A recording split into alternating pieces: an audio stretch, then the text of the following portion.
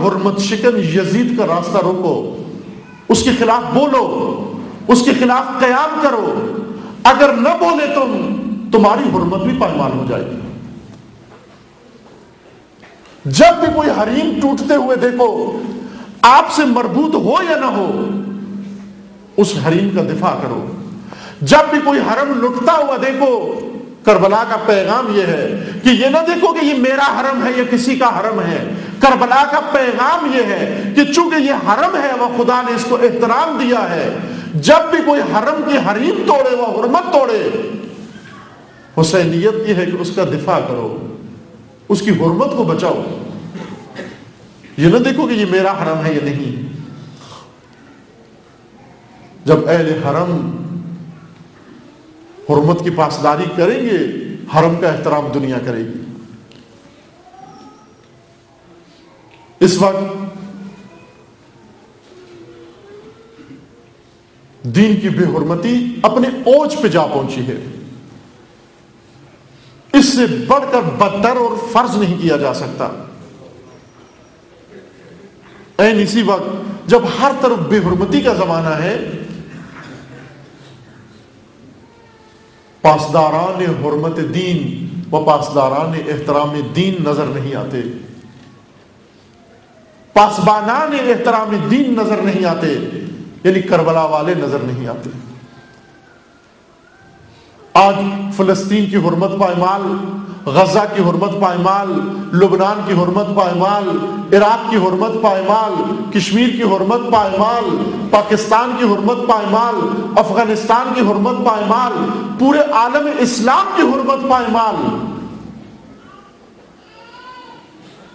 لیکن پاسبان حرمت دین نظر نہیں آتا. یہاں اقبال کی فریاد انسان کو سمجھ میں آتی ہے.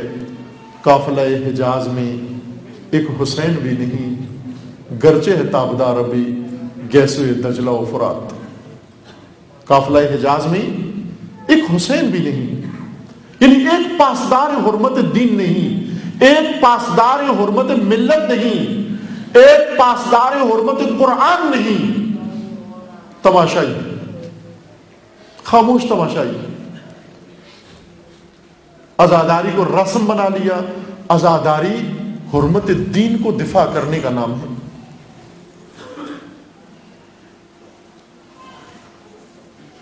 انشاءاللہ خداوند تبارک و تعالی اس ماہ حرام میں و ماہ محرم میں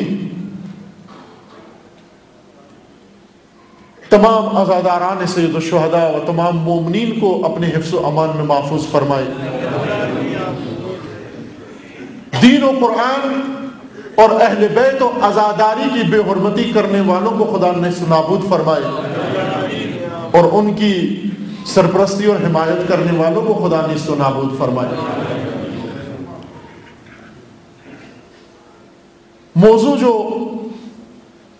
اس سلسلہ مجالس کے لیے انتخاب ہوا ہے، توفیق جو خداوند تبارک و تعالیٰ کی جانب سے نصیب ہوئی کہ ایک دفعہ پھر اپنی پرتقصیر عمر میں ہم ذکر سید الشہداء کے قابل ہوئے، اور دعا ہے پروردگار سے کہ انشاءاللہ آخر ایام عزا تک یہ توفیق انشاءاللہ نصیب حال رہے و شامل حال رہے. وہ موضوع جو آج کا زندہ موضوع اور آج کا ضروری موضوع ہے، جس میں آج کل ہم سب مبتلا ہیں اور جس کی زد پر ہیں اور جس کی آماجگاہ بن چکے ہیں ہم، اس کا عنوان ہے فتنہ.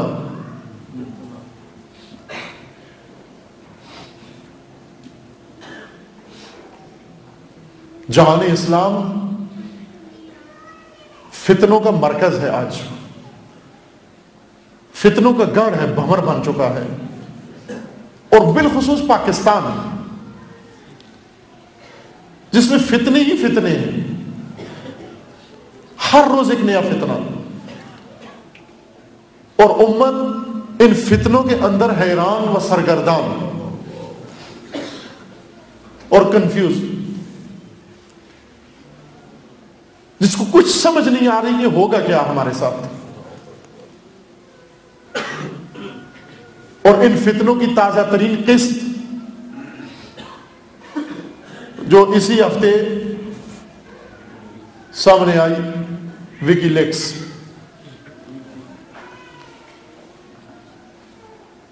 ایک ویب سائٹ پر، اخباروں میں پڑھا ہوگا آپ نے، خبروں میں سنا ہوگا، اخباروں میں پڑھا ہوگا، تبصرے سنی ہوں گی.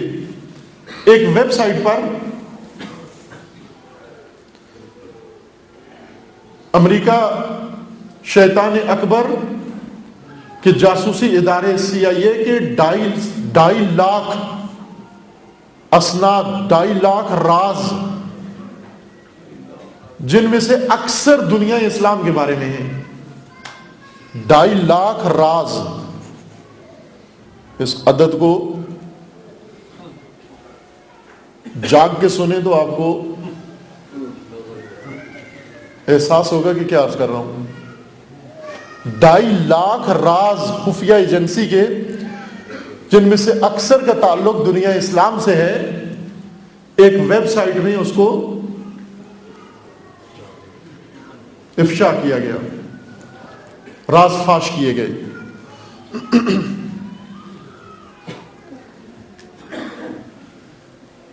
تاریخ انسان میں پہلی دفعہ اتنے راز ایک دن فاش ہوئے ہیں. 2.5 لاکھ راز فاش کرنے کے لیے، اور وہ بھی عالمی سطح کے راز، انٹرنیشنل سطح کے راز. کم از کم 2.5 لاکھ دن چاہیے، لیکن یہ 2.5 لاکھ راز چند منٹ میں دنیا کے سامنے آ گئے، جس کے نتیجے میں کہیں بوکھلاہٹ، کہیں شرمساری، کہیں ندامت، کہیں خوف، کہیں ڈر، کہیں ذلت، کہیں نکبت، کہیں کنفیوژن، کہیں حیرت، کہیں سرگردانی ساری دنیا میں نظر آ رہی. مجتہدین سیاست گنگے ہو گئے ہیں.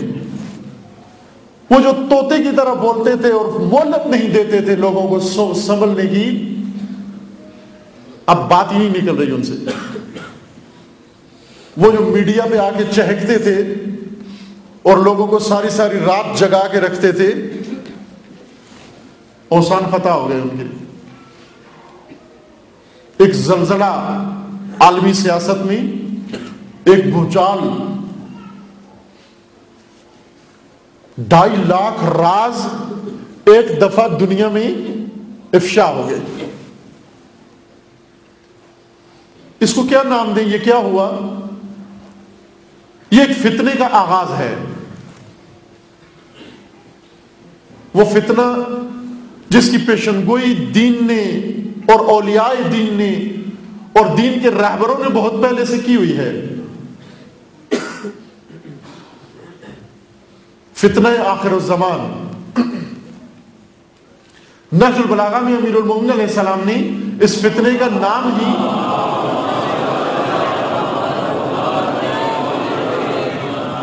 فتنہ آخر الزمان رکھا ہے، اور خبردار کیا کہ اے لوگوں، آنے والے زمانوں میں فتنے پیدا ہوں گے. 5 فتنے امیر المومنین علیہ السلام نے نہج البلاغہ میں ذکر فرمائے ہیں. 5 فتنے بڑے امت مسلمہ کو پیش آئیں گے. علماء کے بقول جن میں سے کچھ گزر چکے ہیں اور کچھ ابھی آنے ہیں اور کچھ حالت وقوع میں ہیں. اس وقت پوری دنیا فتنوں سے بھری پڑی ہے.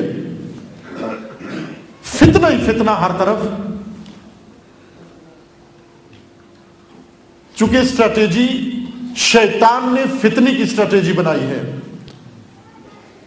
کسی زمانے میں ان کی حکمت عملی تفرقے کی حکمت عملی تھی، لیکن اس وقت فتنے کی حکمت عملی ہے.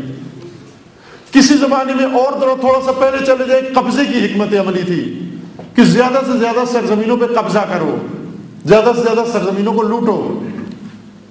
اس کے بعد آپس میں ان کو لڑاؤ اور ان پر حکومت کرو. لیکن آج فتنی کی حکمت عملی پر عمل پیرا ہے. شیطان کا اصلی حربہ ہے. قرآن مجید نے شیطان کا اصلی ہتھیار فتنہ قرار دیا ہے کہ وہ قوم اور وہ ملت جو کسی طاقت سے نہیں دب سکتی، فتنہ آسانی سے اس کو دبا سکتا ہے، فتنہ آسانی سے اس کو نابود کر سکتا ہے، ہلاک کر سکتا ہے. یہ جو کچھ آپ نے دیکھا اور ہو رہا ہے ایک جاری فتنے کا اگلا مرحلہ ہے، نہ کہ نیا فتنہ ہے. چند سالوں سے جاری فتنے کا ایک نیا مرحلہ ہے. فتنے کے نئے مرحلے میں، سابقہ مرحلے میں اہم نکات، منتخب نکات، خصوصاً دنیا اسلام کے اندر ان کے اوپر بارود پھینکے گئے، بم پھینکے گئے، جنگیں کی گئی، قتل و غارت کی گئی. بمبارمنٹ تھی، بموں کی، اسلحے کی، بارود کی، میزائلوں کی. لیکن یہ نیا فتنہ جس کا آغاز اس ویب سائٹ سے ہوا، یا فتنے کا نیا مرحلہ جس میں راز افشا ہوئے، یہ در حقیقت راز فاش نہیں ہوئے، یہ در حقیقت انسانی ذہنوں پر اور اسلامی دنیا کے اندر رہنے والوں کے ذہنوں پر بمبارمنٹ ہوئی ہے. دوسری جنگ عظیم میں جب جہاز بھی بن چکے تھے، چونکہ پہلے جنگ عظیم میں نہیں تھے یہ ہتھیار مہلک، دوسری جنگ عظیم میں زیادہ مہلک ہتھیار بشر نے بنا لیے تھے، ایٹم بم تک بنا کے اور پھینکا بھی. دوسری جنگ عظیم ریکارڈ تھا کہ زمین کے اوپر اتنا بارود پھینکا گیا، پوری تاریخ بشر میں اتنی تباہی نہیں پھیلی جتنی دوسری جنگ عظیم میں تھی. لیکن خلیج کی جنگ میں یہ ثابت ہو گیا کہ اتنا بارود پھینکا گیا خلیج کی جنگ میں جتنا جنگ عظیم میں بھی نہیں پھینکا گیا. بعد میں افغانستان کے اوپر جب بمبارمنٹ ہوئی، خلیج کی جنگ کا بھی ریکارڈ ٹوٹ گیا. اتنا بارود پھینکا گیا افغانستان کے اندر جتنا خلیج کی جنگ میں بھی نہیں پھینکا گیا. اور غزہ کی جنگ میں افغانستان کا بھی ریکارڈ ٹوٹ